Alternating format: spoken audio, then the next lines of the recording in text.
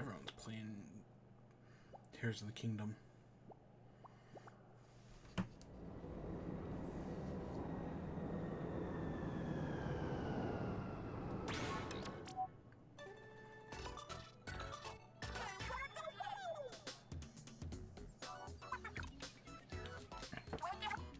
Yes, Splatfest. Our season ending soon. Yada yada.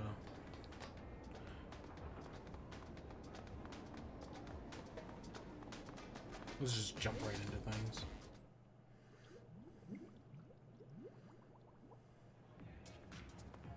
So yeah, we're here back tonight, playing some Splatoon like always. Today's probably gonna be a short show. I don't know, I say that, sometimes that's a lie. But in the past few weeks, that has been totally true. Because we're in E3 season now. So most of the major news we're going to be getting are the E3 shows. PlayStation was this week. I don't think there's one next week, but there might be one the week after that. And then I think after that we go into Xbox, Summer Games Fest, Ubisoft. I think Ubisoft's doing something. I kind of don't remember. No, I think Ubisoft is. I just don't think EA has announced anything. And we don't know about Nintendo. I'm predicting the end of... I'm predicting the end of June. I think that's a fair guess. But I have been playing some Splatoon. These past few days, I've been playing some. And we'll talk about it a little more later. But, as we'll see on this next screen, I am close to finishing out the Season Pass. We'll get it in, like, what, probably 2-3 matches? At most. I'm very close. And then the other thing that you may have noticed, I'm finally in the S rank.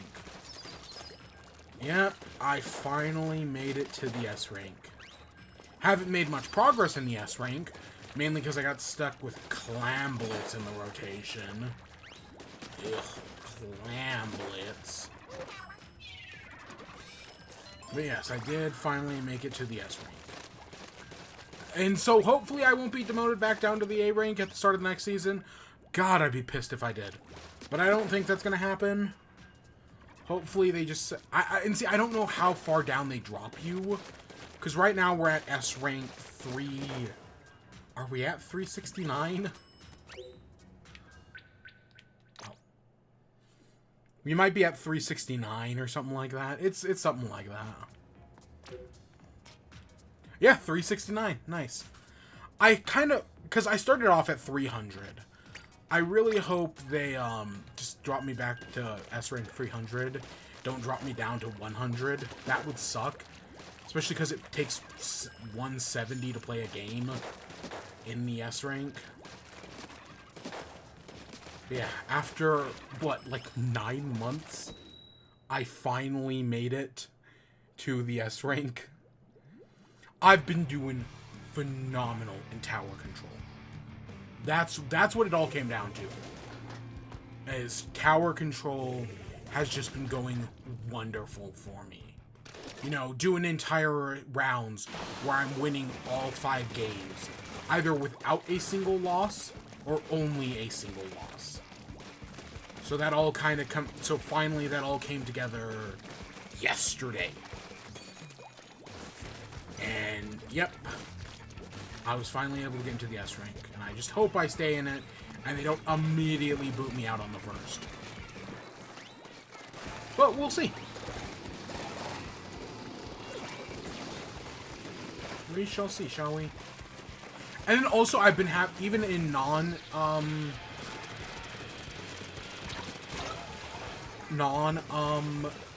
anarchy battles, just using this bucket in general, I think so normally they keep track of like how many, you know, you have like their fresh rating.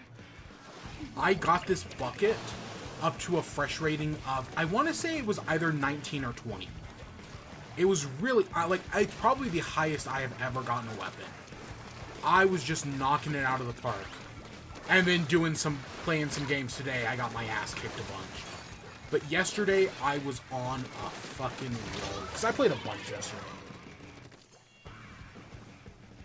Yeah, I just, because, yeah, I wanted to do some Splatoon. And we did Zelda yesterday, right? And I was like, it was after Zelda. And I was just like, you know, I just kind of want to casually play some video game. I have some podcasts to listen to. Yeah. Yeah, we'll talk more about it later, even though... And that's the only game I've been playing.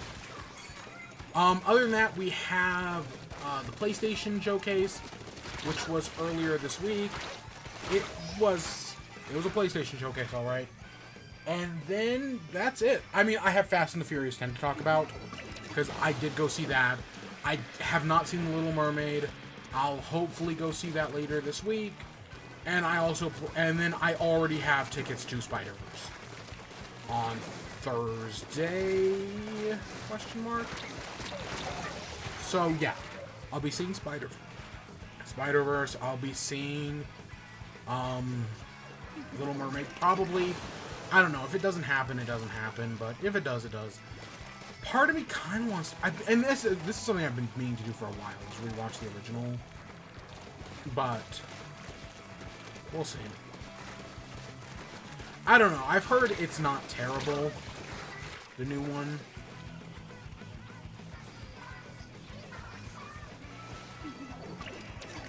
And Spider-Verse, man.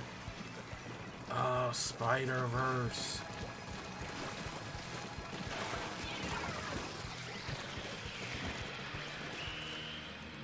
I have no idea how we did.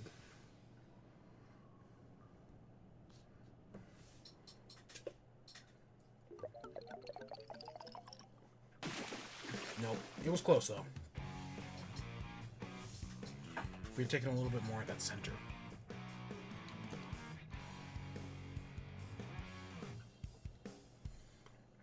Oh, it's mine. I just realized how low my volume is. And then I've been working on Perfect Gear as well. I've had mixed results when it comes to creating Perfect Gear. Because one of the things, like, I did a thing, and it was like, oh, this is going to spit out Perfect Gear.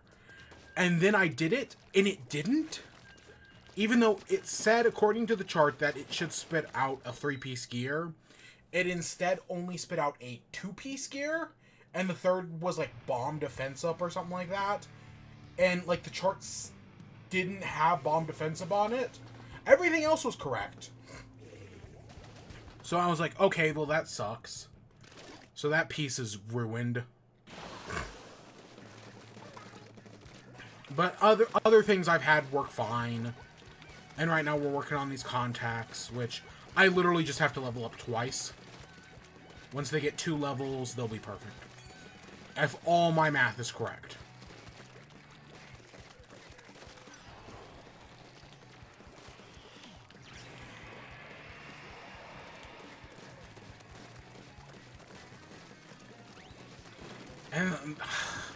And then that one gear that spit out bomb defense up, I wasted ability chunks on it.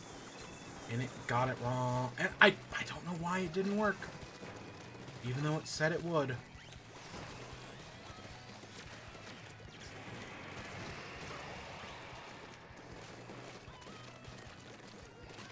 Yeah, I wasted ability chunks on it. So many.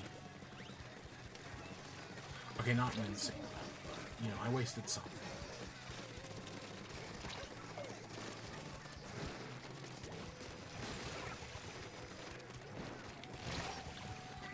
So yeah, let's start with the PlayStation Showcase, shall we? So I'm not going to cover everything in the PlayStation Showcase. I'm just going to talk about the things that I find kind of interesting, even just slightly. But there's a bunch of other stuff. Overall, I would say the showcase was middle. I did not love it, but I didn't hate it either. There were definitely, at least, I want to say there were like 36 announcements, and I've got a good like 10 plus written down here. which I know that's less than half, but it's still pretty good. And it ended with Spider-Man, which looked great. So I'd say overall, it ended pretty successfully. It could have been worse. I know I've seen some people say that, oh no, it actually is a worse show, because this should be like PlayStation's big E3 style showcase. Right, like they should be putting out all the breaks here. And they didn't. Right, yeah, sure, we got some cool things, but not everything was a cool thing. And like, I kind of get that, but at the same time, I will say, Sony is not in the same position as Xbox. Like, if Xbox does their showcase this year and doesn't all brakes, no gas, or all gas, no brakes, if they don't tell, or if they don't show a bunch of stuff, because for years they've been telling. For years they've been telling us about all these great things coming to Xbox. They've been buying up all these studios. So now it's time to show us. If Xbox doesn't show us anything, then they're fucked. Just straight up. But Sony's not in that position. They've got God of War. They've got Spider-Man. And I know, Xbox has Starfield. Right? They've got things. But, I mean, there's no guarantee Starfield is good. I mean, we survived Fallout 76, and I think we forget how buggy Fallout 4 and Skyrim were. And while I know a lot of people excuse those bugs, and some of them are very fun, Horse Tilt and Skyrim comes to mind, and there's so many others. Yeah, I'm getting my ass kicked today. But yeah, Horse Tilt, tons of other stuff. Even Fallout 4 has a bunch that I find fun. But, you know, how buggy is it going to be? Because games are getting buggier and buggier, right? The more advanced hardware gets, the more these AAA studios demand from their developers. The more kind of, the less time they either have to work on fixing bugs, or, as it has been reported in several instances, such as Cyberpunk and CG Projekt Red, the less the executives give a shit about actually fixing the bugs. Because that's what happened with Cyberpunk, right? They knew about a bunch of bugs that were going to be in the game at launch, and the heads of the studio just said, release it anyways, right? Oh, we'll fix it later. So that, is a big problem. And yeah, I know the developers of Starfield have admitted that they are worried about becoming the next Cyberpunk. And I don't think it really matters how long you delay the game. You're gonna make a buggy game. Again, even some of the most polished Bethesda games have still been buggy and broken. But no, this is your time to come out, pull out all the stops, really show what you're working on. Do you sue Fable? Do you sue Perfect Dark? Maybe. Do they announce a remaster of Fallout New Vegas just to appease people and have it coming out within a year's time? That would help a lot. Because they own Bethesda and they owned Oblivion. Or Obsidian, I mean. They do also own Oblivion, but yeah. That's not going to happen. As much as we would love New Vegas 2, that's not going to happen. Because Obsidian's working on the Outer Worlds 2. They're working on Avowed. But, okay, I'm getting sidetracked about Xbox and how this is a make-or-break-it year. And, this is their most make-it-or-break-it year ever. I think we've said that before, about Xbox being make-it-or-break-it. But, this time, I'm super serial, guys. This is Xbox's make-it-or-break-it. Sony's not in that position. So this showcase being a little bit more middling, kind of being... I've seen it compared to your average Summer Games Fest. And I think that's a pretty good comparison, where there's some stuff you're interested in, but there's a lot of stuff you don't give a shit about. That's Summer Games Fest to me. And that's not the worst thing in the world. I mean, at least there are some things there. I've definitely seen some conferences over the years where they just have fucking nothing. So yeah. But yeah, if I had to give this conference a score out of 10, I'd probably say... I don't know. I'm going to say a 6. Because at least there were more things... Right, at least I come away with a bunch of positive things. It's middle of the road, but I came away with some positive things. Right? If I had only come away with 1 or 2, that would have been a 5. Like, if they hadn't had Spider-Man... Well, okay, admittedly, that would have been a 4. But, right, if I hadn't come away with anything... No, that would have been, yeah, like a 4. I don't know. Honestly, Spider-Man helps a lot. But if it had just been Spider-Man, yeah, that would have been like a 5 or a 4. But there's some other things. So, yeah, first thing, Ghost Runner 2. I don't really... God, we're getting our ass kicked tonight. I know we're 3 losses for 3 games, but still.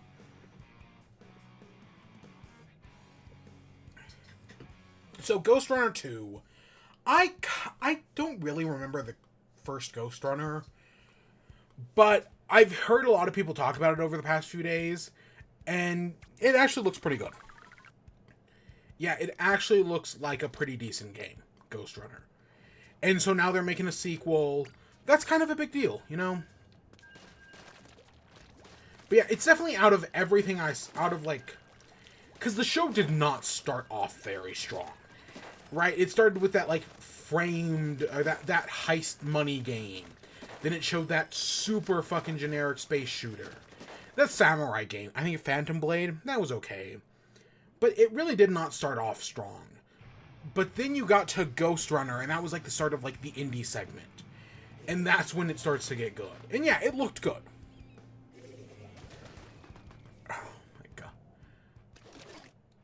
Then you have Sword of the Sea.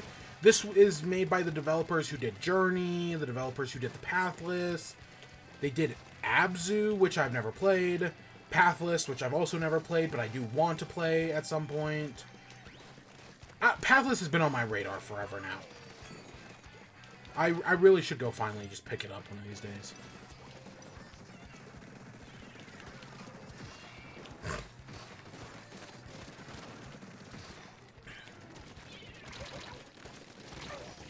But it looked... This sort of the scene, right? You have people, like, surfing around the sand dunes and whatnot. And it actually... Or, you know... They were, like, the sands, they were the waters. I know it's called Sword of the Sea. But it looked very good. I liked it. I'm very interested in it. I love the art style. Of course, it reminds me of some of their previous games, but that's a good thing. You know, they've got a pretty unique art style that I do like. Next up, Neva. So this is the developer behind Gris, which was a game I thought Gris was okay. I didn't love it, but I didn't hate it either. Solid 7 out of 10. Oh god, that IGN video they put out about reviewing why they give so many 7 out of 10s. That completely blew up in their face. That's not what I mean by that. I guess that just means I was more positive on Gris than... It was fine, you know, for a 2-hour indie game. But this one, you know, they have this Ori and the Blind Forest trailer that, you know, starts off with a dead dog, because of course it does, or dead giant puppy wolf thing. And yeah, it's sad. I get it. Okay. That's... Yes. And you've got this... But it looks... This was... We didn't see any gameplay or anything. This was an entirely cinematic trailer. But it was a good-looking cinematic trailer. I definitely do like the art style. I like it more than Gris, because Gris was kind of simple. It had certain moments where it was like, okay, this is good. But, you know, it kept it simple. Kept it straightforward, I guess I'll say. So this, you know, this looks very good. Next up we have Foam Stars, the Splatoon knockoff that everyone immediately identified as a Splatoon knockoff. It's fun seeing, like, Splatoon YouTubers I watch, right? Like, they've never talked about a PlayStation thing in their lives. But they were talking about this Foam Stars thing just because, you know, it's Splatoon adjacent. And it's being made by fucking Square Enix of all people. But this is totally your Knockout City, your Brawl Stars, your, oh god, Rocket Arena was a Rocket. It was called Rocket Arena, right? Just another one of those flash in the pants online games that Sony will probably give away for free at some point. People will play it for 2 weeks and then they'll never touch it again because it's going to have a season pass and it's going to have microtransactions and all sorts of other bullshit when you could just play Splatoon and not have to worry about any of that. Sure, there's a season pass, but there are no microtransactions, there are no loot boxes, none of that bullshit. Still not going well. Just a good, solid game. But yeah, it reminded me a lot of... I saw some people compare the music to Persona, which I just don't know enough about Persona to make that comparison. The character design, though, reminded me of the Mii ripoffs from the new Wii Sports game. That's what they looked like to me anyways. But yeah, it's just Splatoon, but there seems to be more, like, instead of your ink being on, like, a flat surface, the foam has, like, dimension to it. So, like, it can raise up, and you can, like, make a giant pillar and jump down on your enemies. Literally all of the special abilities in that game are basically one-for-one copied from Splatoon. Right? Baller, Killer Whale, Splashdown, tons of other things that I'm forgetting. But yeah, it's literally one-for-one, just the Splatoon copy abilities. Have we even gotten the other map? I don't think we... I don't know. Again, I get this feeling that there are only 4 maps in this game sometimes.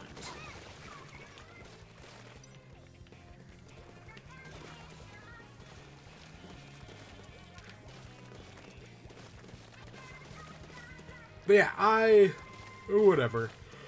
You know, if PlayStation gives it away for free, or if it's a free-to-play game, I'll try it for like 2 weeks. Other than that, no, I have no interest in it. And it probably won't... And in a year's time, whenever, like a year after its release, there'll probably be a solemn JPEG announcing that it's being shut down. Because that's what happened with Rocket Arena. That's what happened with Knockout City. I expect no difference here. That's just how these things turn out. Next up, they showed off the Plucky Squire, which looks fantastic still. I'm still kind of blown away that's a real game. Looks amazing. I'm so excited for it. And we didn't get a release date. They just confirmed that, no, it's still coming out in 2023. And yeah, it looks amazing. I'm super excited for it whenever it does come.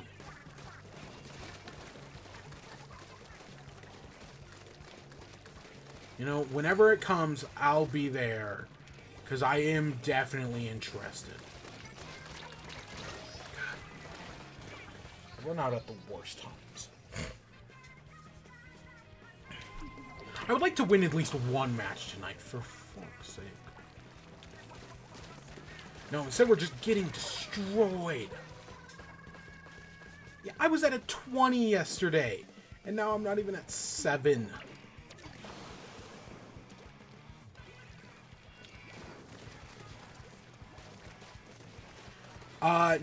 But yeah, Plucky Squire looks amazing. I'm super excited for that whenever that comes out.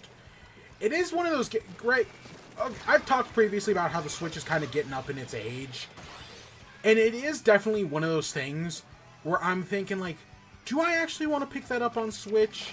Because I know it's going to look better on PlayStation. Right? Like, sometimes I don't have a choice. With games like Chicory, where I had to play it on Switch if I wanted to play it. Because the Switch, or I had to play it on PlayStation because the Switch port didn't come out until like a year later. But sometimes I do have a choice.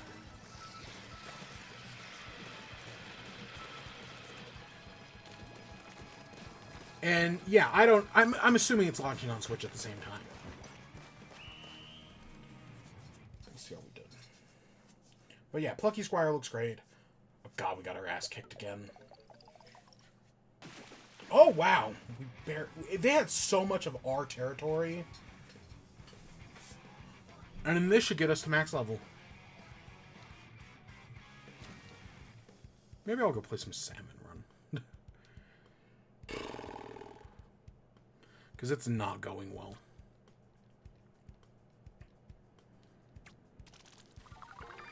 There we go. Max level 100.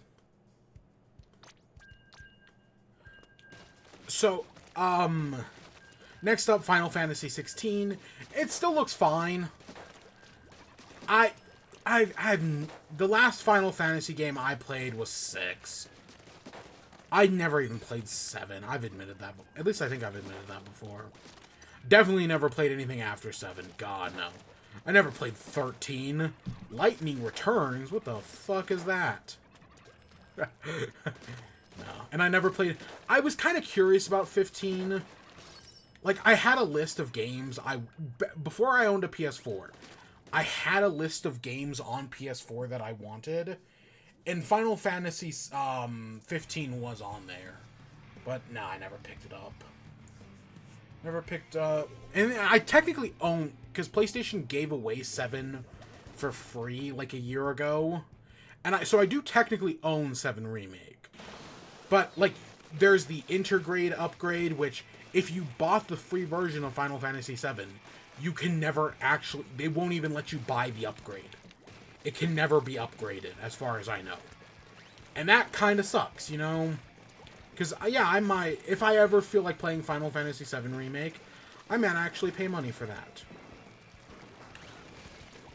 But at the moment, I have no intentions. So, yeah. But no, 16 looks fine. It's kind of crazy that it comes out in like a month. That's kind of wild to think about. Because for some reason, I know 15 came out a while ago. And like, I remember the distance between 13 and 15 being forever. Like, I remember for just years people talking about 15. And I feel like, right, like 15 was a while ago. And yet it still does not feel like it's been that long since 16 was announced. But then, like I said, I'm kind of used to these long development cycles. Same thing with Dragon Quest 12. Right, now that's been announced a while ago. Right, like that seems way sooner, because I remember the difference between 10 and 11 to be years.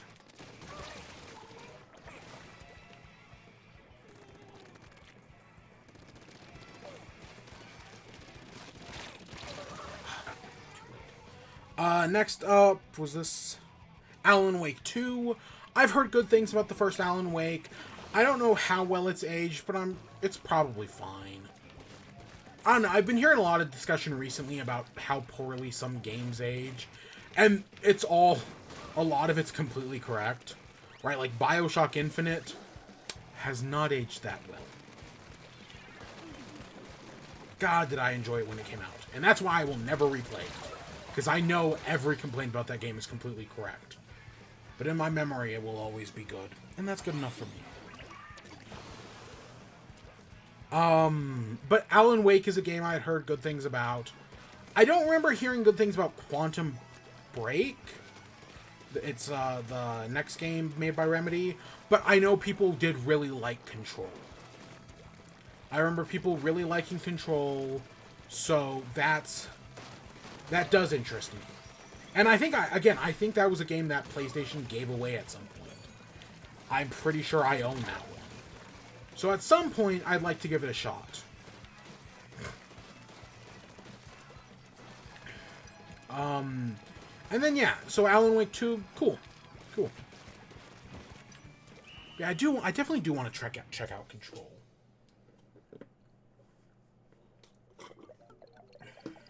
Next up, Assassin's Creed Mirage. Why did I even write this down? Oh, you know, I'm surprised. Okay, the reason I wrote this down, not because I actually give a shit about it.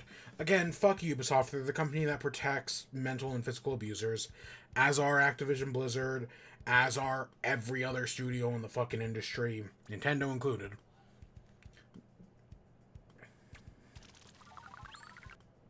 Good.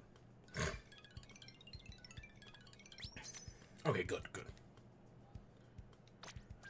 But, yeah, they're especially scummy about it. But no, I was surprised to learn, because in my mind, Assassin's Creed Mirage is not a game anybody gives a shit about. Even though, you know, it's going back to the Middle East, even though it's doing, you know, you've got the classic assassin in the classic outfit, missing the finger, with the hidden blade. So far, I've seen nobody who even is talking about this game. Now, that might just be because it's a Ubisoft game, but after this direct, I was surprised to learn that no, people actually do give a shit about this game.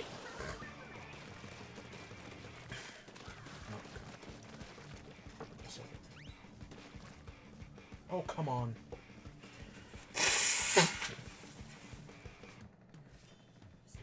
Yeah, no, after this direct, I was surprised to learn that no, people are actually interested in this game because it's returning to that classic Assassin's Creed, you know, hidden blade, you know, the outfit.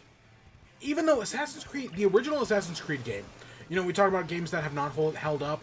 The original Assassin's Creed does not hold up. It probably wasn't even that good to begin with. Second one, probably the same thing there. Second one probably doesn't hold up either, but the second one was good at the time. You know, I like the second one. I defend the second one, even though I will never replay it.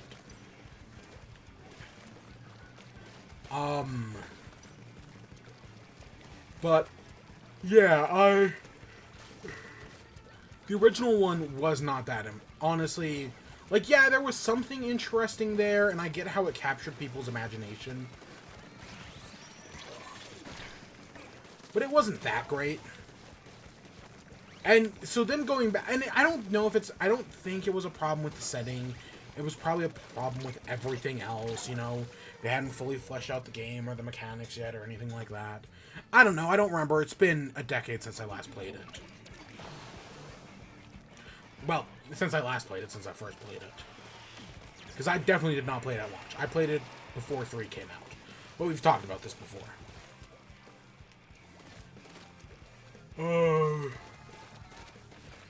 But yeah, no, people are actually interested in this, right? They don't, people who didn't like the Egyptian, the Greek, or the Viking stuff, which, I mean, I think that's at least interesting.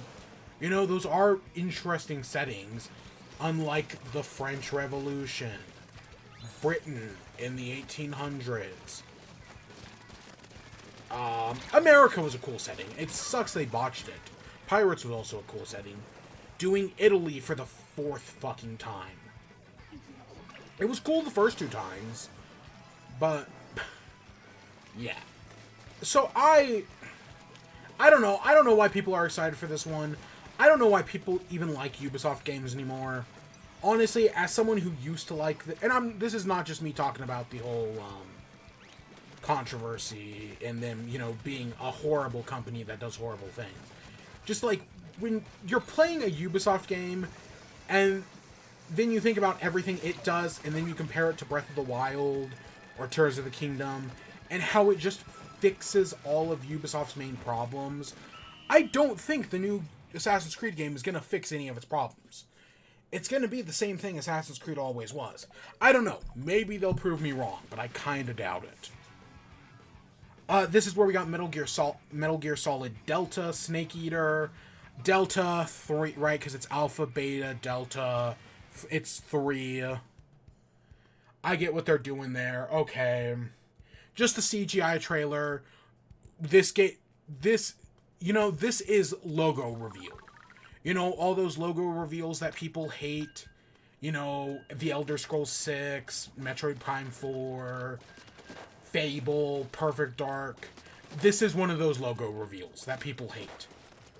But, at least, I think people are more excited, though, because this is a remake of a good game. Right? People like Metal Gear Solid 3 Snake Eater. So, this being a remake, that's cool. And then us getting the older Metal Gear Solid games is also cool. Getting 1, 2, and 3. I get how people are excited for this. I don't know. I've never played a Metal Gear game. I own Phantom Pain. Never played it. Again, I think it was a game PlayStation gave me at some point. Next up, Ultros. So this is that really weird, like, trippy game that, you know, it looked like the world was on acid. There was a lot of, one of the commonalities, and I pointed this out at the time, was that you know how like there was that showcase a while ago from Nintendo where it was like, oh, everything in this showcase is a farming simulator. This showcase was everything, like every other game in this showcase had like it was a weird alien world with alien life forms in it. There was that one Breath of the Wild like whose name I've already forgotten. Something of Ingvar or something of Agathis or something like that. That was literally just like, hey, it's Breath of the Wild, but you're on this weird alien world. You're rebuilding paradise. I think it was called Tower. Something like that. And that game looks fine. You know, there's a lot of Breath of the Wild likes. I mean, Ubisoft literally made one of them. It's called Immortals. Phoenix Rising. But yeah. This one, it's a weird trippy game. Ultros. It looks like a Metroidvania. I do like myself some Metroidvania, you know. Loved Hollow Knight, super excited for the sequel. But this looks, yeah, it looks like a Metroidvania. And, you know, that might be fun. I want to say it doesn't come out until next year. So that's still a fair bit of ways. But when it does, hopefully it'll be cool. But visually, yeah, it's very distinct. Then we got into the VR section. The only thing I even slightly give a shit about is Help Wanted 2. I've played the first Help Wanted on PSVR, worked great, enjoyed the crap out of that game. I never beat it. I really need to go back and beat it. And do the Halloween DLC as well. Never touched that either. But no, I enjoyed Help Wanted. I think the FNAF, you know, as someone who's been playing FNAF since the beginning, putting it into VR worked really well. They're doing Sister Location, and I know we're in the post, yeah, Sister Location is bad universe. And he's got a point. I've actually never... Sister Location is the one FNAF game I've never played. I played the first 4... I streamed... Let's play the first 4. I played Pizzeria Simulator off-stream. I've played Help Wanted. Okay, I haven't played Security Breach either. But you know, I've played some of the others. But I never bought Sister Location. I never played Sister Location. I think I watched somebody's Let's Play. I don't think it was Mark's, but I don't remember who, if it was. I just know I watched a Let's Play of it instead. And I know the game's got tons of problems. And yeah, you know, fair enough. All those problems are completely valid. But Help Wanted was a good game. You know, maybe they'll finally be able to make Spring Locks bearable.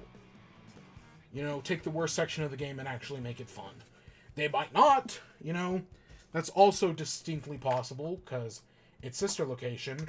But I'm sure there's going to be other stuff. I'm sure there's going to be some sort of stupid fucking story that, you know, involves a glitch coming to life or something like that. Let's go until we level up. And then we'll go over to Salmon Run.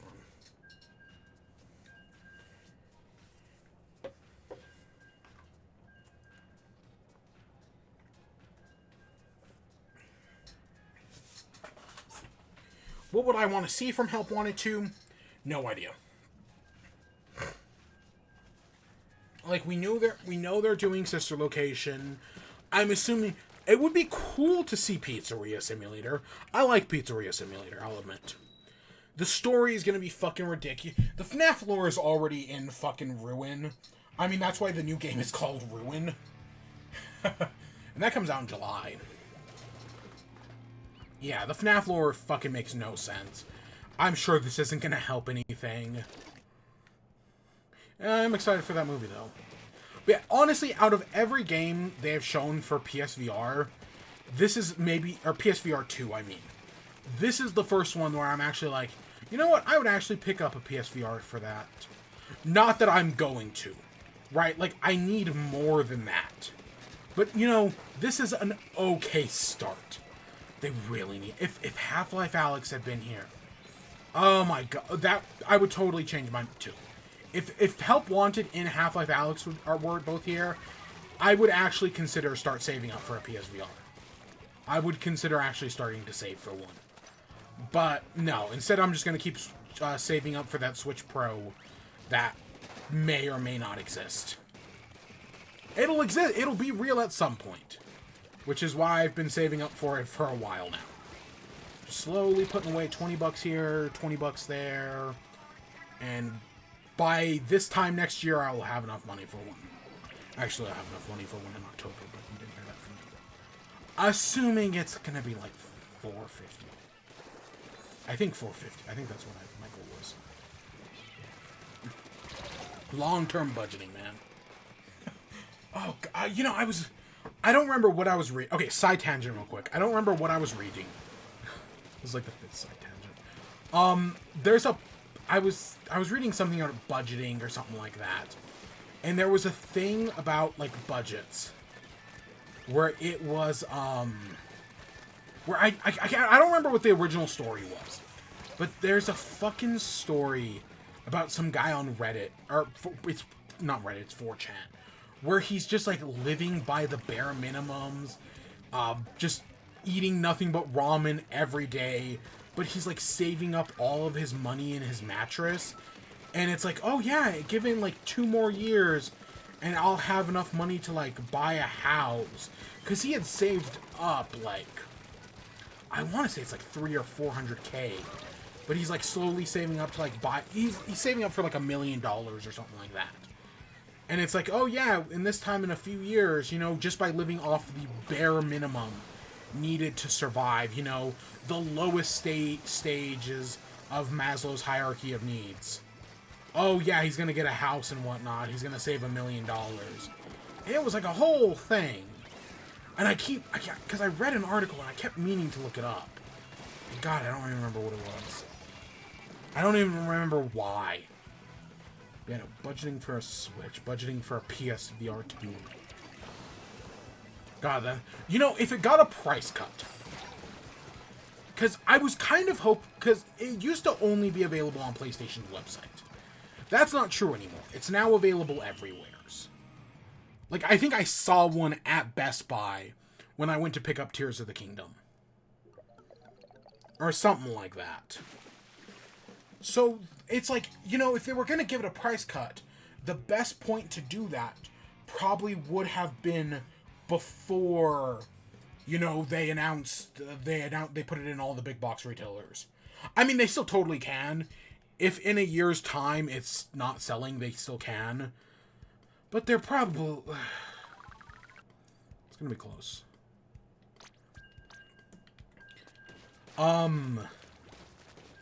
So yeah, Help Wanted VR, you know, it could be interesting. I want to say it's coming out this year. I want to say they said this year. I could totally be wrong about that. Again, we've got a FNAF movie coming out this year. Insecurity Breach Ruin comes out in like 2 months. So, who knows? Next up, I want to talk about Marathon and Concord real quick. So, Concord was the game announced that's being developed by Firebrand Studios. And Marathon is the game being developed by Bungie. Marathon might be a new game in an already existing series. Like, it might be a reboot. I kind of got conflicting information about that, so I'm not entirely sure. But I will say I am disappointed to learn that both of these games are multiplayer games. I was kind of, you know... I liked Bungie's campaigns for the early Halo games. I know Destiny has a campaign, but it's not really a campaign. I mean, it's a campaign in the same way that Titanfall 1 had a campaign. Okay, that's being a little too harsh to Destiny. Okay, that's fucking mean. But like, when was the last time we got a really good shooter campaign? Is it literally just Splatoon and Titanfall 2? The last one I can really think of is Titanfall 2. Like, Halo Infinite didn't really have a great single-player campaign. Nobody really... Call of Duty hasn't had a good single-player campaign in years. I don't know, when was Black Ops 2? But no, I like a good... Because, you know... I always make fun of games like Call of Duty, Fortnite, and Destiny. But I like shooters. I just like single-player shooters. Right? And I know Titanfall 2 had a multiplayer aspect, but it had a great single-player story mode. Splatoon, right? I'm playing the multiplayer of it. I do also really like its story modes, and I'm excited for its DLC, which is a single-player story mode. But, yeah, both of these games, just the fact that they are multiplayer shooters, I want to say Marathon was confirmed in a PR release to be a PvP extraction shooter. So, like, what, Siege? Or Quarantine or whatever? Yeah, no, the game is dead for me now. Honestly, for a moment, I had my moment of excitement to be like, oh, maybe Bungie will do a single-player thing. They're not. And no, bringing back Cade 6 is going to get me to play Destiny. No, that's never happening. Even though I might own it, because I want to say PlayStation gave it away for free at some point. I don't know. It's one of the few games that said, like, we're making a live service, and they actually stuck to it. Not with the first one, but with the second one. They're still supporting Destiny 2. I don't think it's been 10 years, but it's probably good. It's been at least 6, if not more. They have kept their word on that. Which not that many games that are live services do that. It literally is one of the few exceptions I can think of. And so the last thing for the big thing, before we get into Spider-Man, is Project Q. You know, it's funny because PlayStation goes in and they're talking about, like, we at PlayStation believe in innovation. And then they show off this Wii U gamepad knockoff for cloud, you know, that allows you to stream games from your PS5 to this Wii U looking gamepad. PS5 controllers cut in half with a screen on it. And to be fair, it's PlayStation's holding pattern. PlayStation has been ripping off Nintendo since their inception. I mean, okay, originally they were working with Nintendo to make the Nintendo PlayStation. You can find all the history on that you need. And that's how we got the Philips CDI. But no, it's been going on forever now. But it's just funny how blatant they are. Whether, right, it be the Vita, or... And the Vita's fine. Or the PlayStation Move. Honestly, the only thing they didn't rip off is VR. I know Nintendo did Labo VR, but that's later, and that doesn't really count. That's tomatoes and oranges. That's a whole other thing.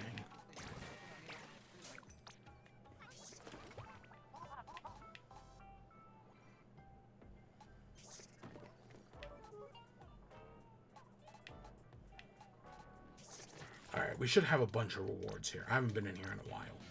Yeah, look at all that.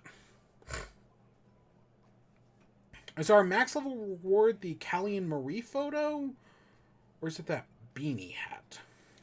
The guitar's nice. Swaggy musician. Wow, we had all of those.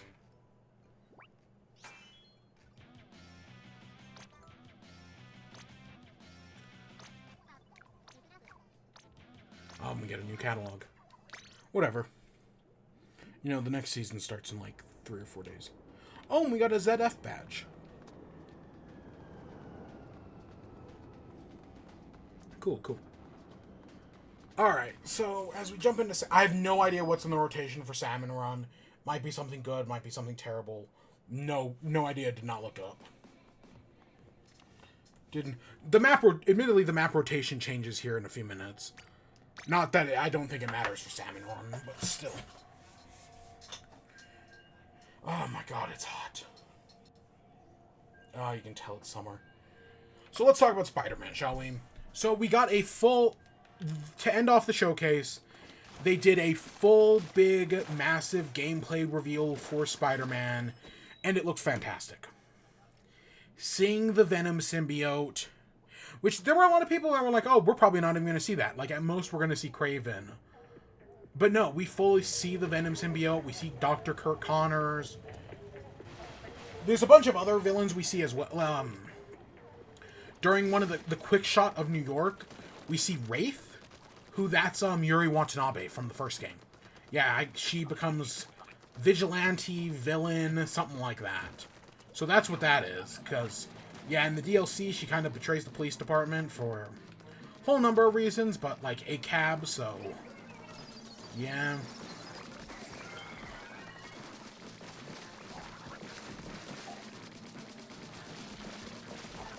Yeah, that's... Spider-Man PS4 has a weird obsession with cops. It's a whole thing. But no, I think everything we see here looks great. I love seeing the symbiote. I said in the reaction that it reminded me of Parasite. Or Prototype, I mean. I keep calling it Parasite. It reminds me of Prototype. But Prototype was a good game. Like, I remember really liking Prototype, as a matter of fact. I had it. I had the second one as well. They were both very fun. And I borrowed a PS3 from a friend just to play both Infamous games. And those were also very fun.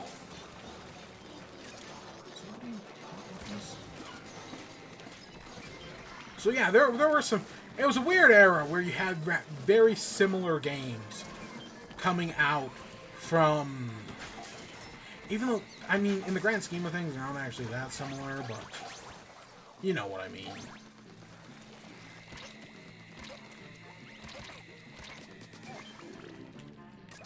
But I think everything with that looks great. The new HUD is interesting, how it, like, moves and reflects with things, but they definitely are streamlining some things.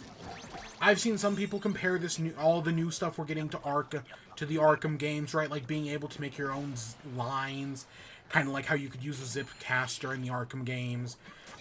You know, we act like ripping off. We act like having the Spider-Man game play like Arkham, and vice versa. Like, I saw somebody talk about how, like, you know, if you don't want let's say they made a new Arkham game, and it had Nightwing in it. If you don't want Nightwing to zipline around like he does in the comics, then give him a glider suit. And then, now this new Spider-Man's game's got a glider suit, and it looks great.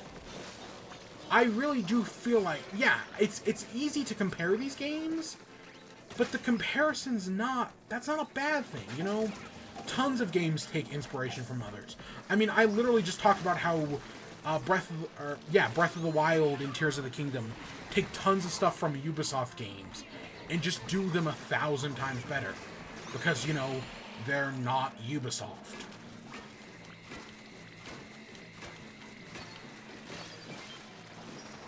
So yeah, that is a very, you know, important thing.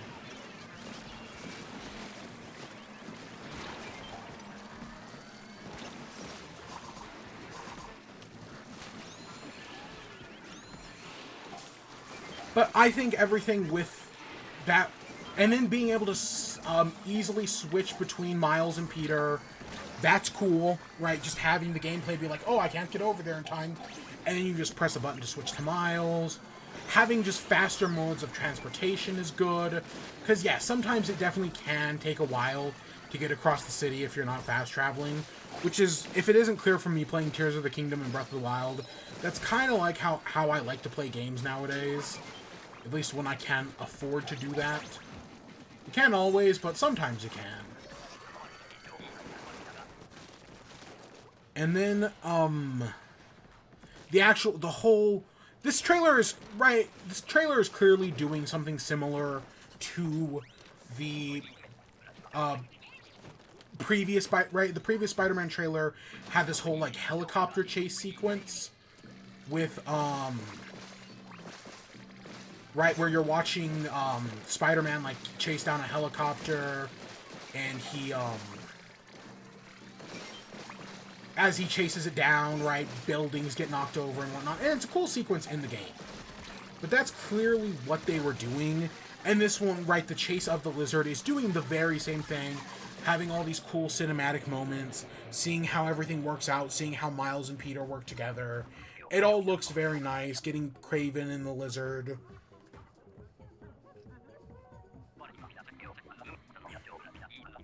Seeing how fucking brutal Peter is. Right, I saw a TikTok where someone was like, "Oh, you know, in the first two Spider-Man games, while developing them, we want to make it clear that even though some of Peter Parker's punches might look like they're hitting hard, he's never actually hurting anybody." And then in this new game, oh yeah, he's murdering them. He's killing them in the harshest way possible. He wants them to suffer. And yeah, that's what it feels like. But no, that's actually interesting. And a lot of people have pointed out that, oh, one of the final bosses of this game is, or, you know, a boss we're going to have to fight at some point. Where, as Miles, you're going to have to fight Peter. And that sounds very interesting. Because this is the first time we're getting the story of the symbiote with another Spider-Man. I mean, Miles Morales hasn't been around that long, maybe 12 years at most. That feels generous, but I kind of remember, I think I remember him being introduced in the Ultimate Universe around 2010. Maybe it was 2012. I don't remember. But no, having a like the last time the symbiote happened, yeah, Ben Reilly wasn't there. And I know Spider-Man has put on and taken off the symbiote suit like a dozen times over the years. The most famous example of him putting it back on I can think of is in the lead up to, or is after the third Sam Raimi Spider-Man movie. You know, kind of like how Spider-Man got organic webs from a kiss from Cindy Moon? Silk? Oh, is her name Cindy Moon? I kind of don't remember.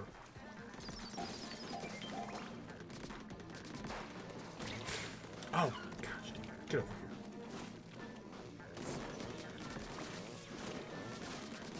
But no, I see kind of this, like, yeah, as Miles, we're gonna have to fight Peter as he becomes meaner and angrier. I've also seen people say that the classic moment from the 90s cartoon where Peter's like, "Shocker, I will chase you to the ends of the earth." People just want that scene, right? And you know, like, if this were one of the movies, they would totally do that. Because that's totally how I was thinking about No Way Home the other day, because, you know, I've been thinking about Spider-Man all week. Even longer than that. I mean, we talked about Spider-Man last week as well. We talked about the comics. Which I think that came out. Like, that comes out, like, today or yesterday or something like that. So I've been thinking a lot about Spider-Man.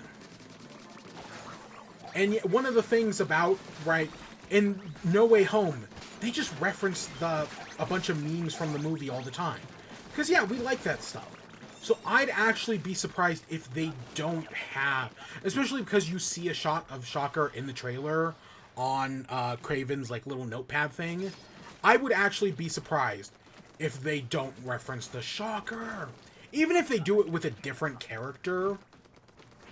No, they should I totally see them doing it.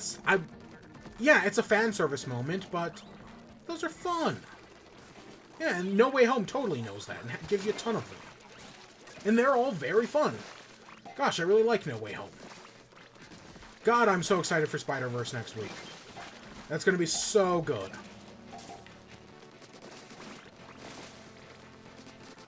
But yeah, everything here looks great. You know, having Miles fight Peter is going to be fantastic.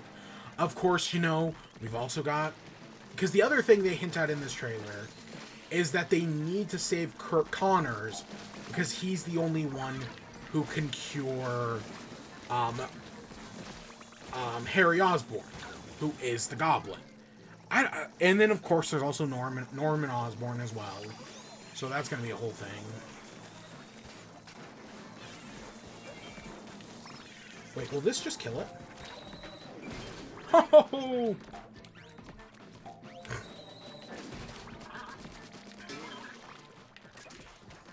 But, so there's still so much.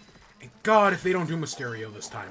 I know we've got a lot of eggs in a lot of baskets right now. Especially doing Venom. But if you don't have Mysterio... God, just give me an Arkham sequence. Again, I was just talking about comparing these games. The Scarecrow sequence in Arkham is one of the greatest. Just fucking do that. Because it's so good. The one in Arkham... Knight isn't as good, but the one in Arkham Asylum, And I know it's a very very like situational thing. And do one for Miles as well. I didn't even think about that, but no, you got to do one for Miles. Have moments of him with the Tinkerer and with with his dad and being unable to save them. Yeah, no, do that as well. Give them both one. It'd be fucking awesome. Are we on the third wave? Okay, good.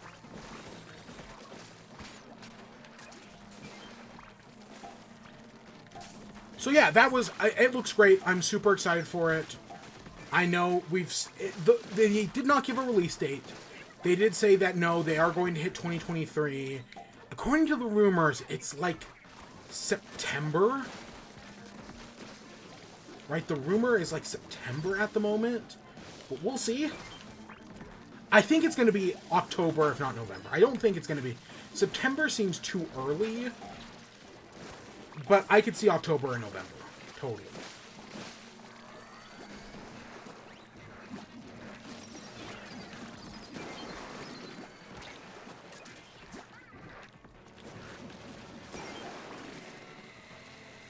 But everything about the new Spider-Man looks great.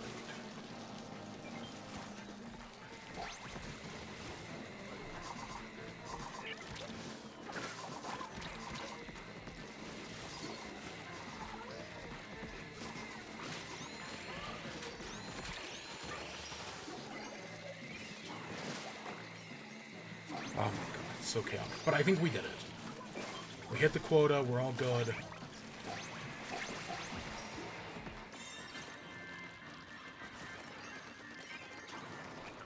Alright, I don't think we don't have a Ouroboros or whatever. I realize with Ouroboros, I found out you just blow him up. Don't worry about take out the other enemies when you can, but don't worry about it. Just aim at blowing up his mouth thing. That's the real goal. And that makes sense. But it just makes me hate the other one even more. Really do not like Kohozuna.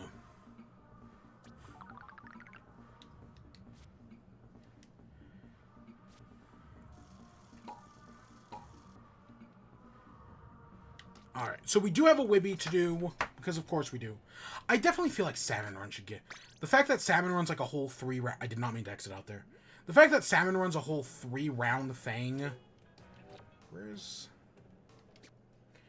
And, you only get about as much XP as you do for a single match of Splat Zones. It should be at least 3 times as much. But whatever. So I'll be right back. Just give me a minute. And then we'll continue on with WIBE.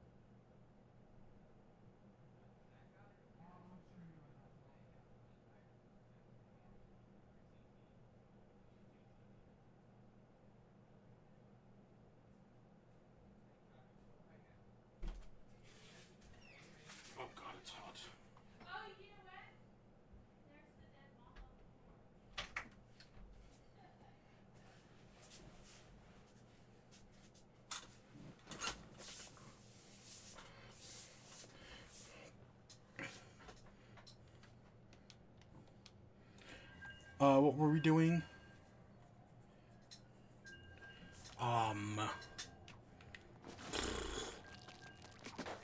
So,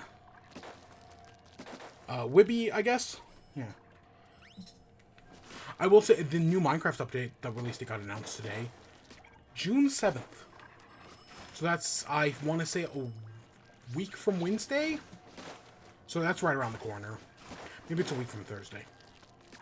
Don't remember. That looks, you know, it's not the most amazing update in the world, but, you know, I'm excited to start a new Minecraft world, play it for like a week.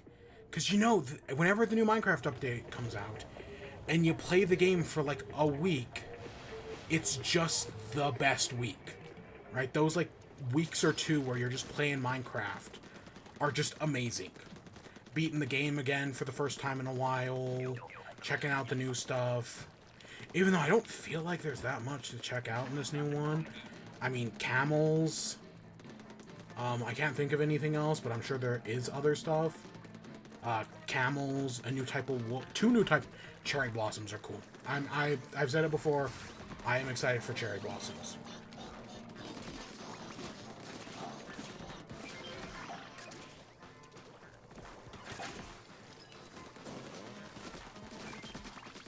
But yeah, that comes out, so I'm excited to play that. I'm sure we will stream it.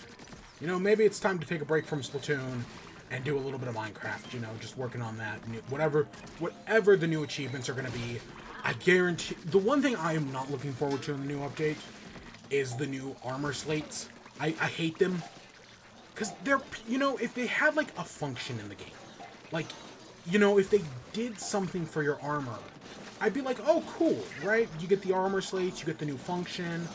Awesome.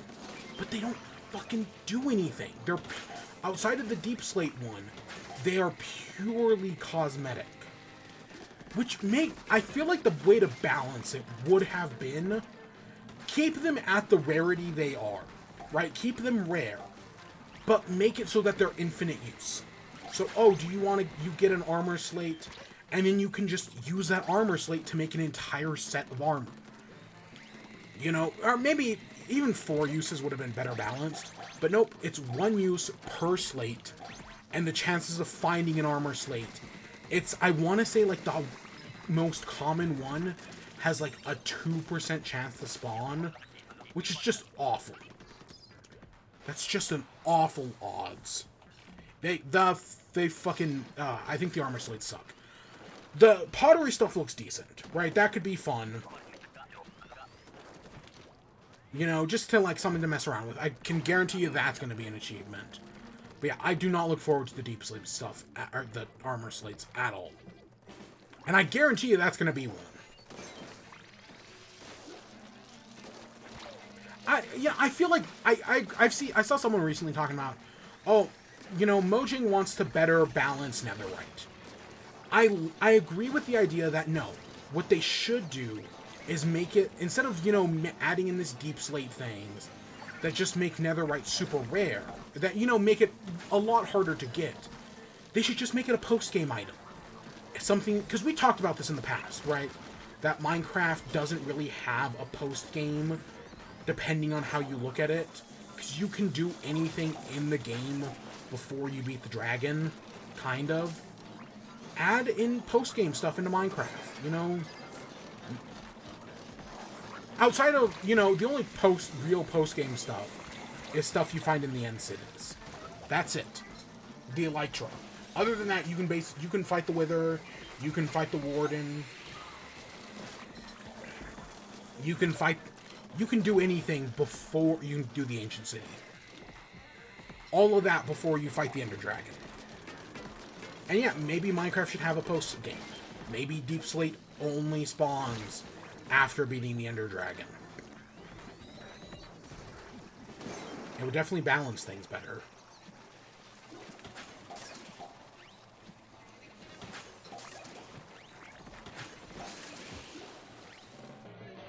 Yeah. But yeah, so that update... there's other stuff in the update. I know some of it's okay. The new signs look fine. Cherry blossoms are still awesome. But that armor stats annoys me. Because it's just making something that should not be rare. Very rare. It's like adding microtransactions. It's like the probability of some of these armor slates are the same probability as like getting a rare skin used to be in Overwatch. Except for, whereas in Overwatch you could pay like real money to get stuff. It's like they forgot to add the pay money system. Which, fuck microtransactions first of all, but yeah, that's just awful. How? Whatever. So what have I been... So I've been playing Splatoon. Like I was saying earlier, we're finally in S rank. After so many months of struggling.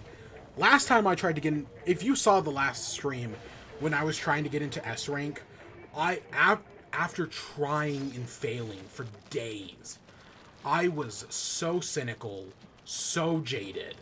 Like, I legitimately felt like I was never going to play the game again. Like, that's how annoyed I was. This time, I don't know, picking up that bucket just worked out so well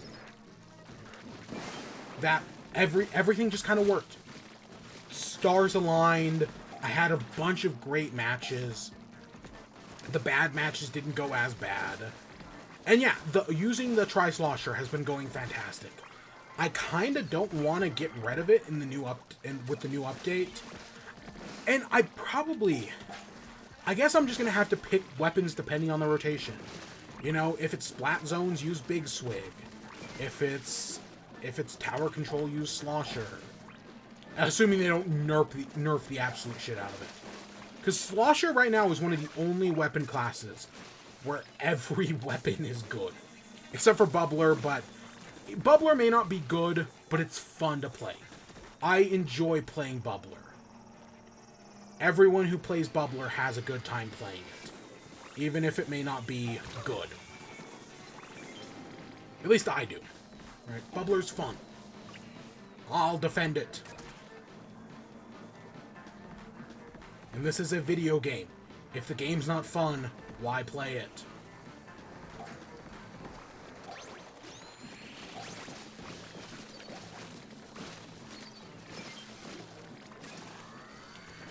But, yeah, so I've been doing that. I've been working on gear. Some of it went well, right, where I didn't show off any of it, but I took one of those pairs of glassesless glasses, and I geared those up, and those are good.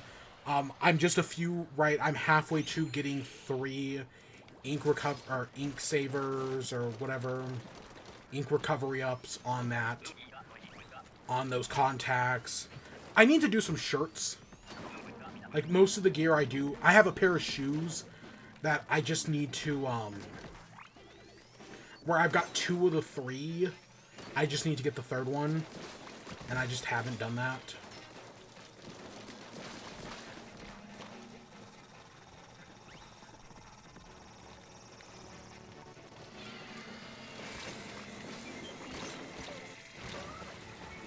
But yeah, I've been working on gear, I've been getting to S rank, and yeah, I've been enjoying Splatoon for the moment. I still think we're probably going to get the DLC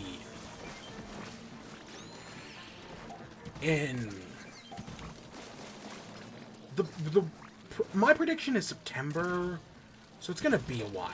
And then I still think there's the possibility that even after the September DLC, we still get 2 more DLCs outside of that. That in, because there are 4 slots, so, yeah. But I'm still enjoying the game. Like, I know Fall Guys had its new update recently, where you can, like, create your own levels, and that seems interesting. Feels like it's been forever since the last update. Like, I definitely know they spent their sweet time on this update.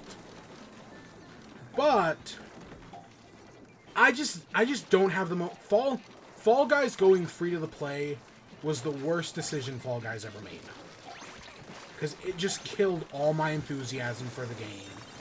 A game that felt really special at the time just doesn't anymore. Because they took what made it special out to make it another Fortnite live service. And I'd rather come back and play Splatoon. Because at least this game doesn't have loot boxes and microtransactions. And all that other bullshit.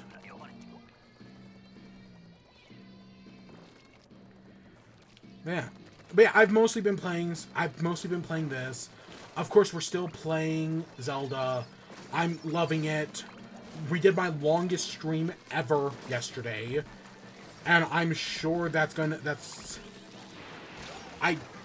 don't know if I'll beat that anytime soon, but I doubt it'll stay the longest forever, if that makes any sense.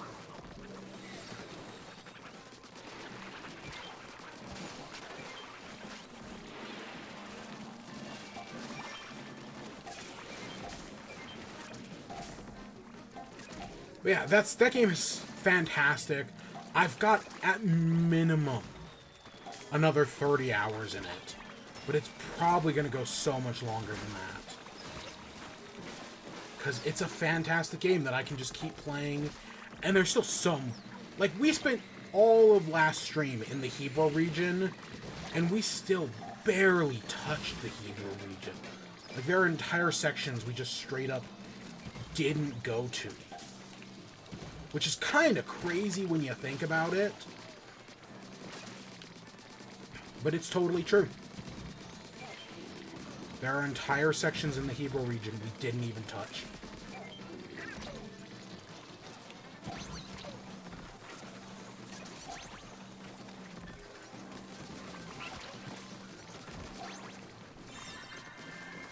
So yeah, we still got so much more of that to play. There are other games I do want to play. Oh. Oh shit. Okay, so we gotta focus, depending on what weapon it gives us, focus on the mouth. Get the other enemies when you can, but focus on the mouth. Like, the carbon roller is not going to do as good on this.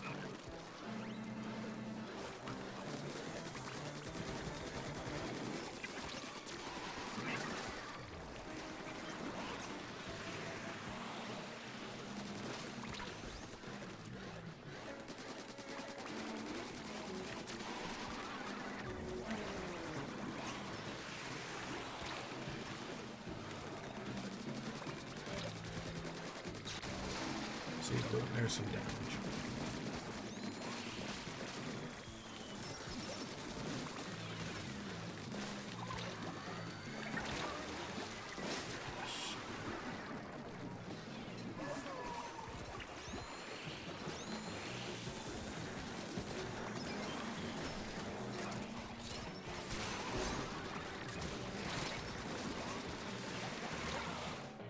Yeah, we got our ass kicked. Got 2 silver shells. I still never got a gold shell. As far as I know, they don't even exist. That fucking sucks. Yeah, I have not been playing anything else. I was considering starting Ocarina of Time, or Majora's Mask, I mean, but I turned on my 3DS. It was dead. Because, you know, I killed it playing Ocarina. And, I was just like, whatever. Maybe another time.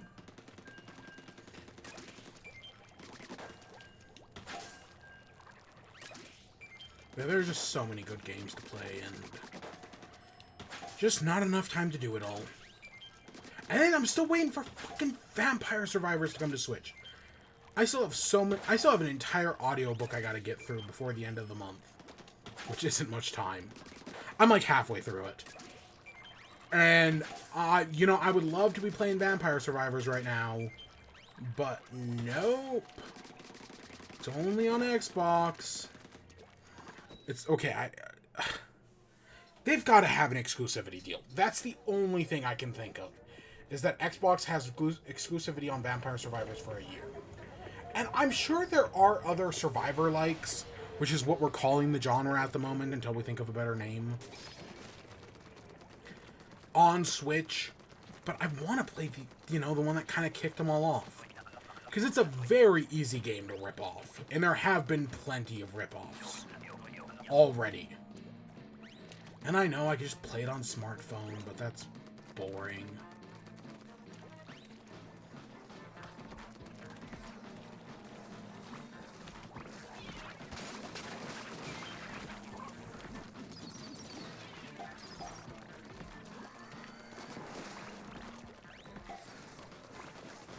So yeah, so the last thing I gotta talk about, though, is Fast and the Furious 10, which I did go see.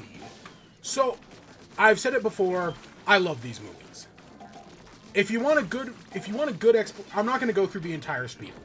If you want a good explanation of why these movies are so great, go watch Patrick H. Willems' video. He did like a 10-20 minute video about why you should watch the Fast and the Furious videos, and he sums it up and puts it more eloquently than I ever could. And I've been watching them since the beginning. My mother has been a huge fan of these movies since the original Point Break knockoff. I think the first one she took me to in theaters was Tokyo Drift. I think that was the first one I saw in theaters. And, you know, admittedly, I did not love them, right? I did not like Tokyo Drift. I still kind of don't. I always say I need to rewatch it, and then I never do. However, and I didn't like Fast 4 either, or the Fast and Furious, whatever the fourth one was. Awful one. Worst one in the series. But then 5 came out, and 5 was so fucking good. I loved it. It's still probably my favorite. But that was great. Then 6 was great. 7 was great. 8 was eh. 9, I had fun with 9. But I definitely would put 5, 6, and 7 above it. 10, though? I'll be honest, 10 ranks very highly for me. 10, I don't know if it ranks above... Which one did I like more, 6 or 7? That's a hard one for me. I haven't seen them in so long. I'd probably put it, honestly, at 2 or 3. Definitely above either 6 or 7, but I don't know if I'd put it above both 6 and 7. I really like 10. And it ends, spoiler alert, it ends on a cliffhanger. So even this fucking cliffhanger of a movie, I still enjoyed the crap out of. I gotta give a lot of credit to Jason Momoa. He plays the villain, and he does a fantastic job as the villain. Because he's playing the son of, and this is in the trailers, he's the son of the guy they stole all of the money from in 5. And, you know, they stole all his money, they killed his father. He's playing a character that has nothing to lose, and he's hamming it up. He's having so much fun with the role. He's not taking it seriously at all. And one of the things that does make the Fast and the Furious movies good is that Vin Diesel takes it so seriously. These are goofy-ass movies, but Vin Diesel delivers every line as if it's Shakespeare, right? He takes these seriously. Jason Momoa does not take this movie seriously. He's hamming it up. He's here for the paycheck. If he's doing this, he's gonna have a good time. And he has a good fucking time. He's funny, he's entertaining, he has nothing to lose, and he's just acting like it. I can't think of a good comparison off the top of my head. Probably... Oh, what's a good example? Is it Cruella de Vil in the live-action 101 Dalmatians? Where, like, they're clearly an actor who's just in it for the paycheck and to have fun with it. Bowser. You know, another good example is Bowser from the 1980 Super Mario Bros. Movie, where he's not taking it seriously. He's just fucking hamming it up. And, you know, you hope he's having a good time at least. Even though I don't think he was, if I remember correctly. You know, honestly, the way he plays the villain of this movie as if you had gotten Jim Carrey to do it. And it works really well. I just had so much fun with Jason Momoa. He's a fantastic villain. I was thinking about it, you know, it sucks we're never going to see Dave Bautista as a villain in one of these. I think Dave Bautista would have done a fantastic job in one of these movies. And it sucks that's never going to happen. But, you know, he's taking his acting career very seriously. And I can respect that. Unlike someone like The Rock, who is, you know, his own personal brand. Who I don't respect at all. But, no. And I'm just having such a fun time with Jason Momoa. He's the... Right, Vin Diesel is the core of this movie. But Jason Momoa really just makes it. He makes it great. All the action sequences are a lot of fun. You know, like, I liked Rocket Car and, Space Car in the last movie. It was fucking ridiculous, but I like it.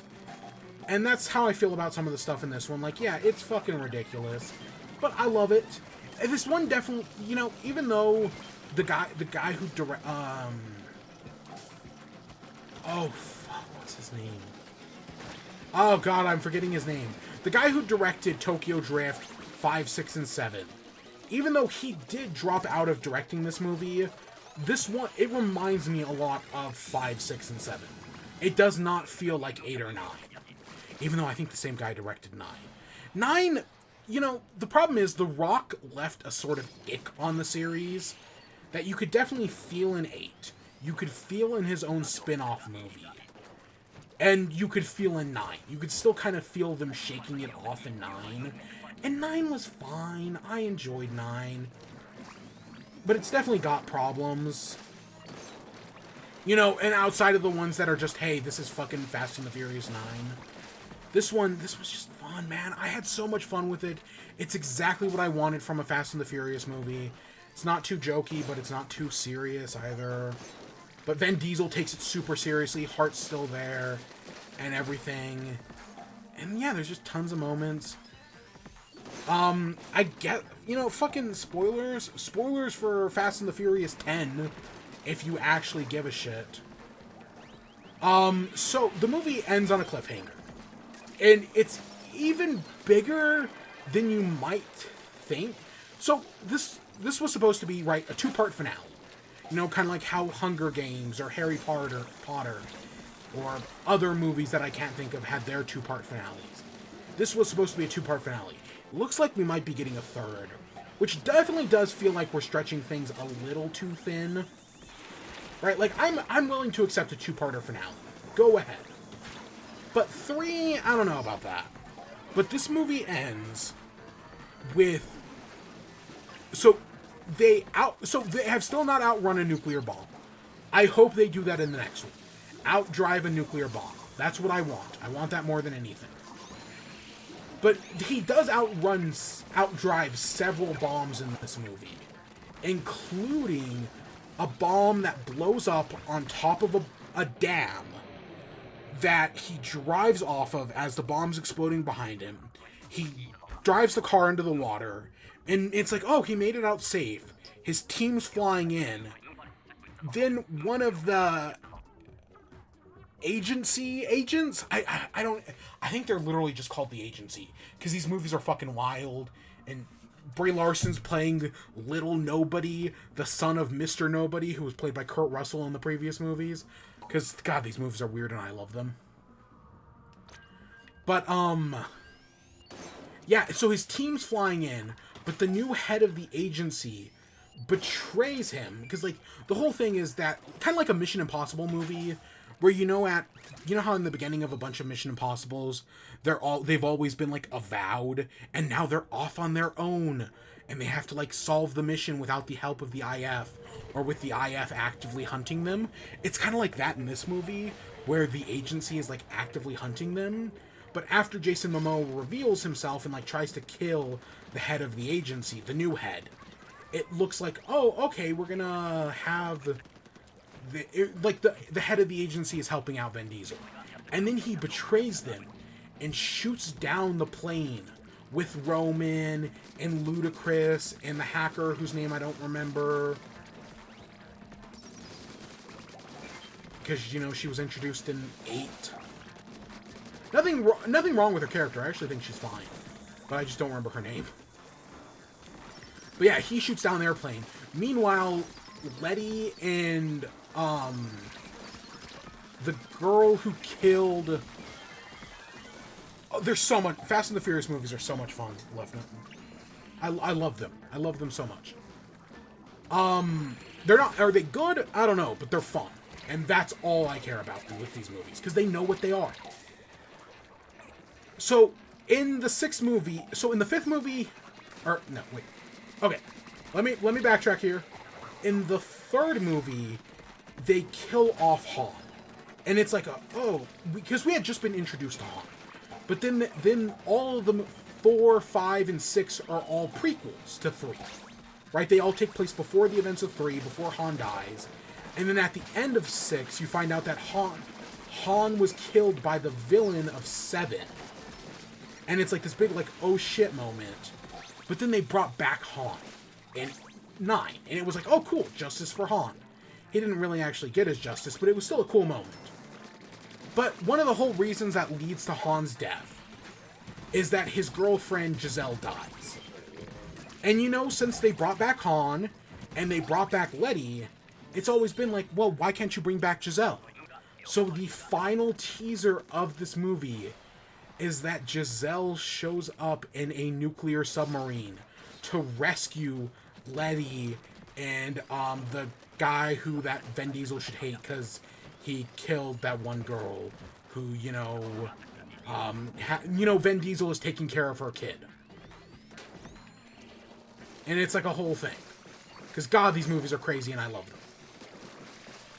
But, Michelle Rodriguez as Letty beats the shit out of her. I don't remember her name. I don't even remember the actress' name who plays her.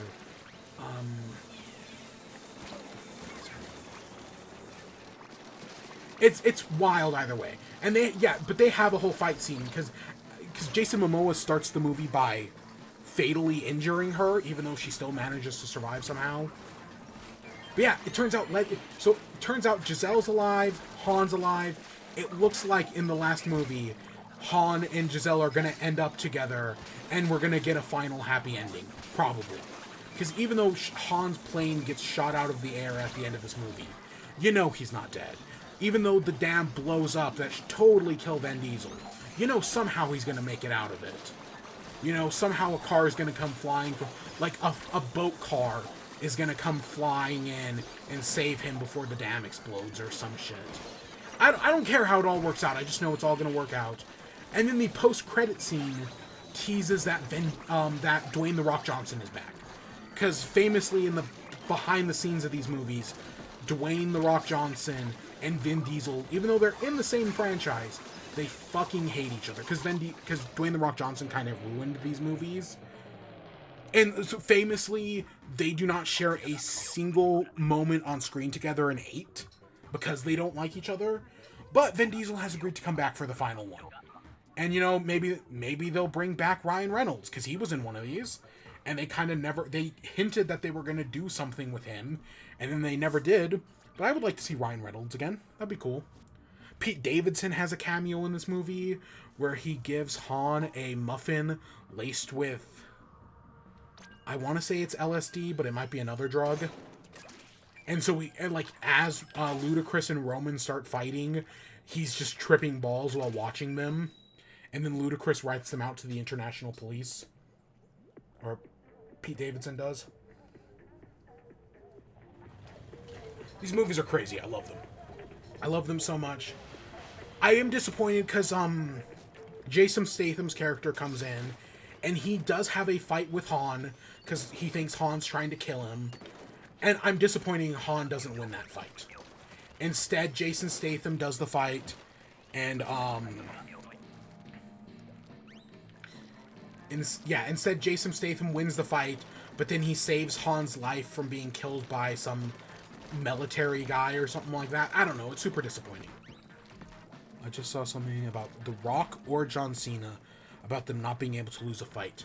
So that is a thing. Yep, that is correct.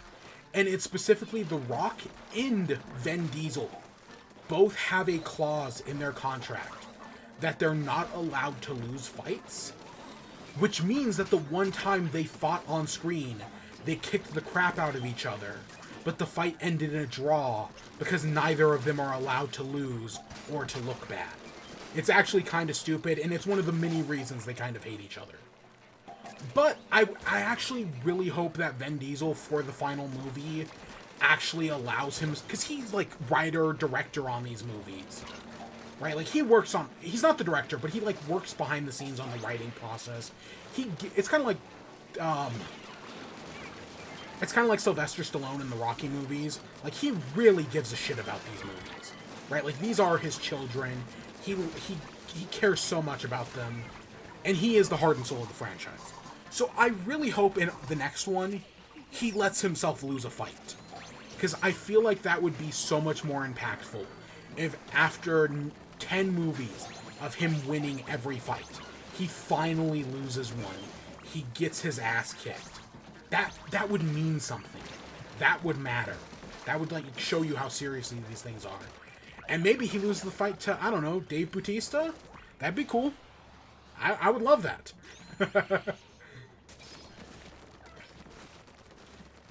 But no, I do, there is part of me that totally does think that Jason Momoa might be working for somebody, that there's going to be an even bigger bad guy.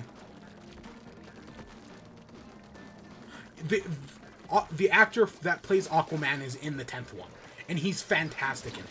He does a great job. Yeah, no, he's in it. He's awesome. Best part of the movie, maybe.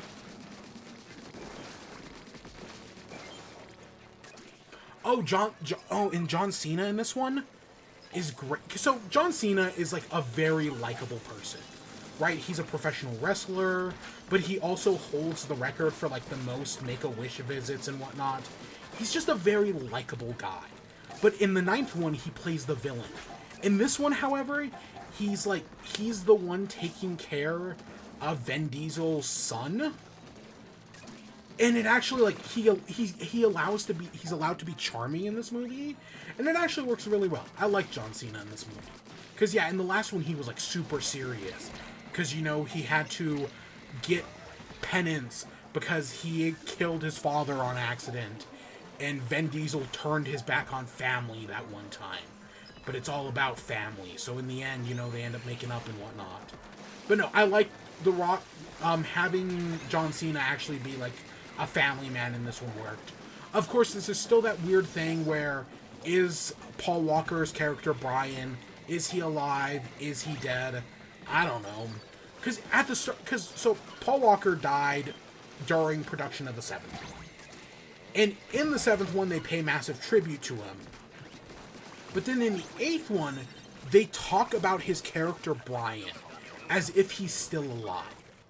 Right? It's this whole mentality of like, oh, even though he died in real life, in the movies, he's still alive and living that happily ever after he never got in real life.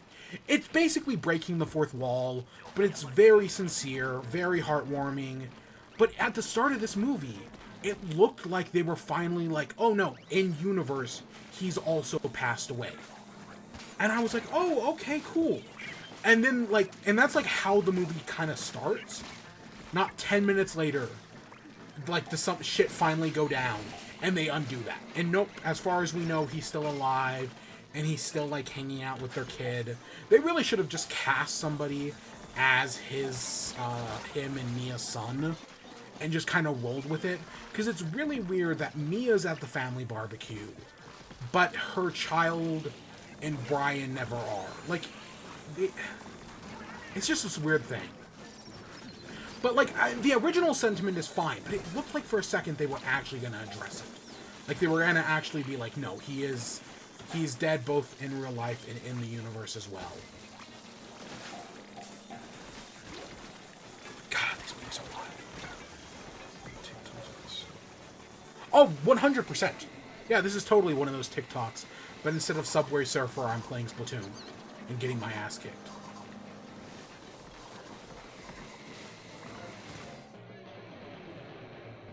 Yeah, God, I love the Fast and the Furious movies so much. They're so great. The first 4 are whatever, but 5, 6, and 7, oh, so good.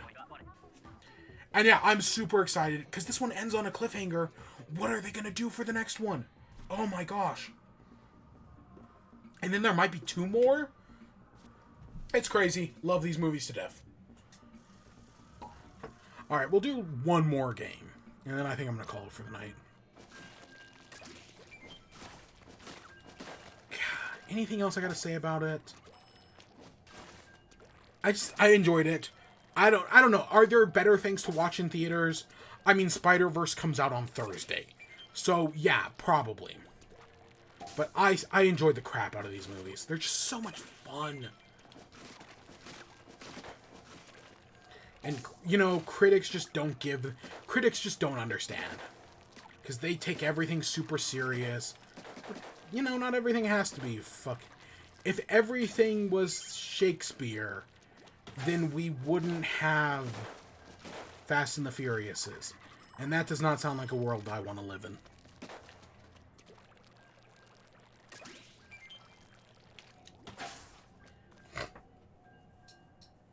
Oh my god, my nose is still super stuffed.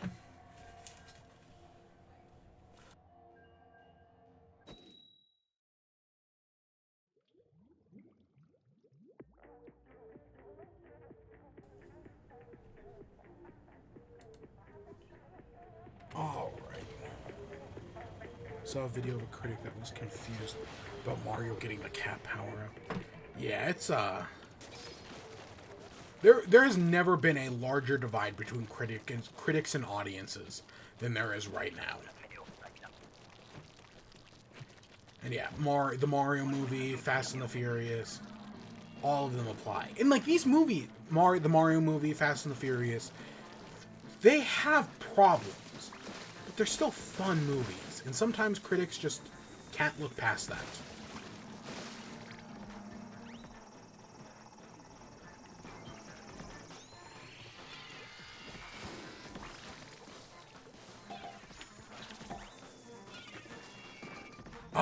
Oh, it did count. Okay, cool.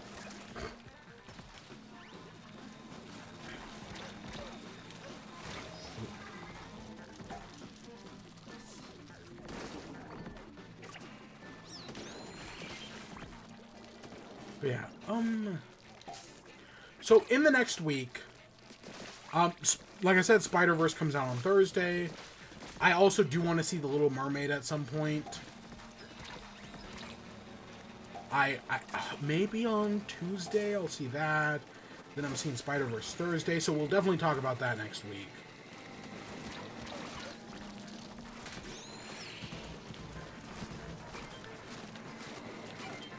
But then, other than that, we do have more Zelda to play. You know, we played for 7 hours yesterday. The next stream's definitely going to be a lot shorter. I definitely cannot do 7 hours all the time. But, you know, it was a special occasion, so it made sense. I hope someone's putting these eggs in the basket. What's the point of setting all these eggs if no one's putting them in?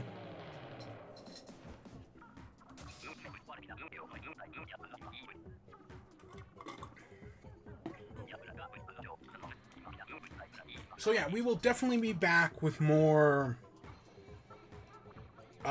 Tears of the Kingdom, hopefully tomorrow.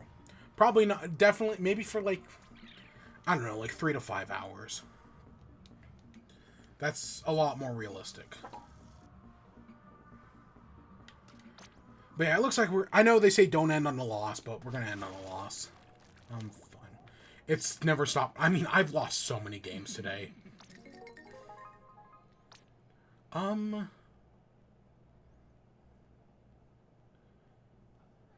just gonna take the chunks. Same thing there. Just take the chunks.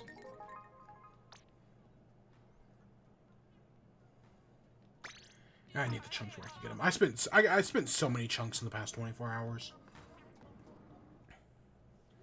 Like, it's seriously... But I'm at S rank. Oops. After all my struggles in this game, 9 months in the making, I finally got good enough to get to S rank. How long is that going to last? I have no idea. But it worked. It worked. And then the news... By next week, the new season will have also started. The new season starts on June 1st. I don't have to... I completed the catalog, so I don't gotta worry about that anymore. I also need to do the slot machine. Ooh, a red ball. Okay, it's just a 4-up ticket. Yeah, I've had a lot of fun playing this game the past few days. And yeah, new season's right around the corner. I don't think we know what the catalog for the new season is yet. Outside of, like, a few pictures. I hope there's some good stuff. We know the fist pump. That's going to be neat. But I actually did get everything from this catalog for once. I don't know if that's anywhere in the game. Oh, there it is.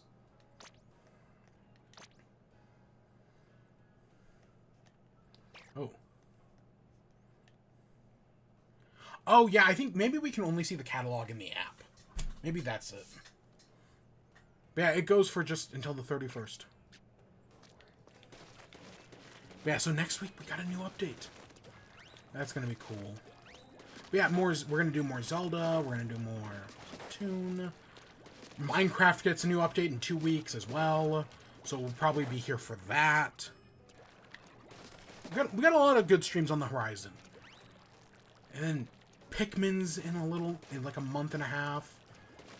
So that's going to be cool as well. God, there's so many good games coming out. E3. God, everything is so busy. We are so... I need to do... maybe next week we'll do E3 predictions. Because that is something we do need to do. Because it's technically started. Well, Summer Games Fest has started. Maybe we'll do prediction... Because I want to say... Either next week or in 2 weeks we'll do it. I don't know, let me check my calendar real quick. Yeah, probably next week. Next week we'll do E3 predictions, or Summer Games Fest predictions. So we'll talk about Xbox, Summer Games Fest, Ubisoft. I'll throw Nintendo in there because, while they have not confirmed a conference, you know, they could announce one last minute. That's never stopped them before.